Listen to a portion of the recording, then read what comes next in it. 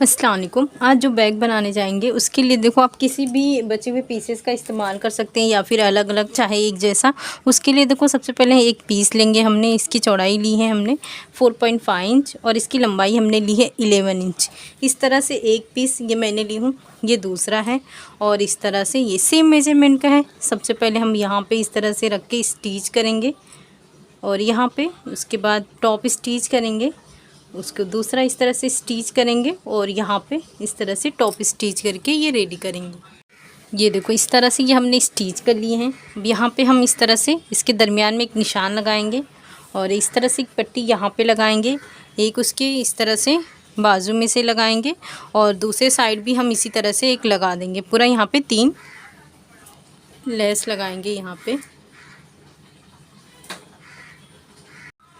ये देखो इस तरह से ये हमने स्टिचिंग कर लिए हैं। अब इसमें हम शेप देंगे। ये देखो ऊपर से हम 1 इंच पे इस तरह से निशान लगाएंगे दोनों साइड इस तरह से और इसे इस कोने तक लेकर आके इस तरह से मिला देंगे।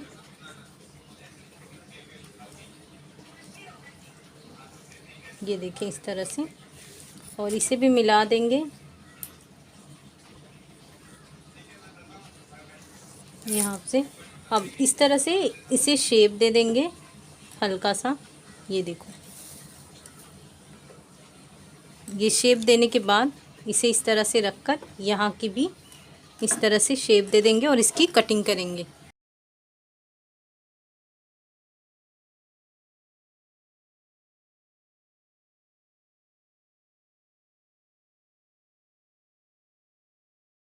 ये देखो इस तरह से ये हमने कटिंग कर लिए हैं। अब इस तरह से इसे साइड में रखेंगे। इसमें अब स्ट्रैप लगाएंगे। इस स्ट्रैप के लिए देखो इस तरह से मैंने एक पीस ली हूँ। इसकी लंबाई है 18 इंच और इसकी चौड़ाई हमने ली है 4.5 इंच। इस तरह से इसे फोल्ड करके सबसे पहले स्टिच करके दोनों स्ट्रैप रेडी करेंगे। ये देखो इस तरह से हमने बैक साइड राइस बोरी इंसर्ट करें हैं ताकि ये मज़बूत रहें। आप चाहें तो रबर शीट भी लगा सकते हैं या फिर फोम शीट कैनवस का इस्तेमाल कर सकते हैं। उसके बाद देखो ये हमने स्टेप रेडी कर लिए हैं। यहाँ पे इस तरह से रखकर इसकी स्टिचिंग करेंगे। ये देखो इस तरह से हमने दोनों स्टेप लगा दिए हैं। अब बेस लगाएंगे। उसके लिए देखो इस तरह से ये हमने पीस लिए हैं। ये देखो इसकी चौड़ाई हमने ली है 5 इंच और इस तरह से इसकी लंबाई ये है। ये देखो इस तरह से 30 इंच लिए हैं। इसे इस तरह से रखेंगे और यहाँ पे इसकी पूरी स्टिच यहाँ तक करेंगे और दूसरा फिर उसके बाद इस तरह से रखकर स्टिच करेंगे। ये देखो इस तरह से ये हमने स्टिच कर दिए हैं। ये दोनों साइड स्टिच किए हैं। अब सेम इसी प्रोसेस से हमने ये लाइनिंग वाला पीस भी स्टिच कर चुके हैं।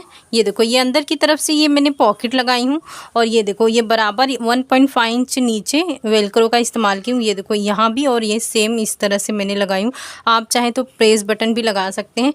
तो इस तरह से पूरा स्टिचिंग करेंगे, लेकिन हम एक साइड स्टिचिंग नहीं करेंगे। ये देखें इस तरह से इसे हमें सीधा करना है तो इतना हम छोड़ देंगे।